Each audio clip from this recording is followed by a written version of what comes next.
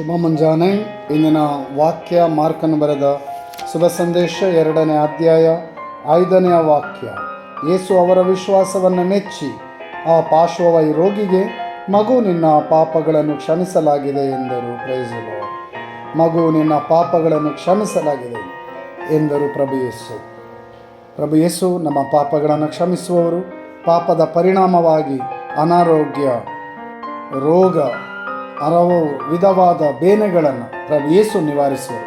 ಪ್ರಭು ಯೇಸುವಿನ ನಾಮಕ್ಕೆ ಸ್ತೋತ್ರ, ವಂದನೆ, ಆರಾಧನೆ, ಸ್ತೋತ್ರ, ನಮನ ಪ್ರಭು ಯೇಸುವಿನ ನಾಮಕ್ಕೆ ಮಾತ್ರ. ಈ ಮುಂಜಾನೆ ಸಮಯದಲ್ಲಿ ಬನ್ನಿರಿ, 2 ಕರಗಳನ್ನು ಹೃದಯದ ಮೇಲೆ ಇಟ್ಟುಕೊಳ್ಳಿರಿ. ಈ ಹೃದಯ, ಈ ಮನಸ್ಸು, ಈ ಜೀವ, ಈ ಆತ್ಮ ಎಲ್ಲವೂ ಪ್ರಭುವಿಗೆ ಸಮರ್ಪಿತವಾಗಲಿ.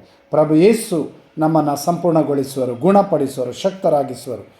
Hallelujah, hallelujah, hallelujah. ಪ್ರಭು ಈ ಕ್ಷಣದಲ್ಲಿ ನಿಮ್ಮ ಆತ್ಮರು ನಮ್ಮ ಮೇಲೆ ಇಳಿದು ಬರಲಿ. ಜೀವದ ಆತ್ಮ, ಶಕ್ತಿಯ ಆತ್ಮ ಇಳಿದು ಬರಲಿ. ಆರೋಗ್ಯ, ಸೌಖ್ಯ, ಆಶೀರ್ವಾದ, ವರದನ ಕರುಣಿಸಿರಿ. ಸಂಪೂರ್ಣ ಆರೋಗ್ಯ ಕರುಣಿಸಿರಿ. ಎಲ್ಲ ರೋಗಗಳಿಂದ ಬಿಡುಗಡೆ ಕರುಣಿಸಿರಿ. ಪ್ರಭು ಯೇಸು ನಿಮ್ಮ ಪರಿಶುದ್ಧ ನಾಮದಲ್ಲಿ ಪ್ರಾರ್ಥಿಸುತ್ತೇವೆ. ಪಿತನ ಸುತ್ತನ ಪವಿತ್ರಾತ್ಮ ನಾಮ.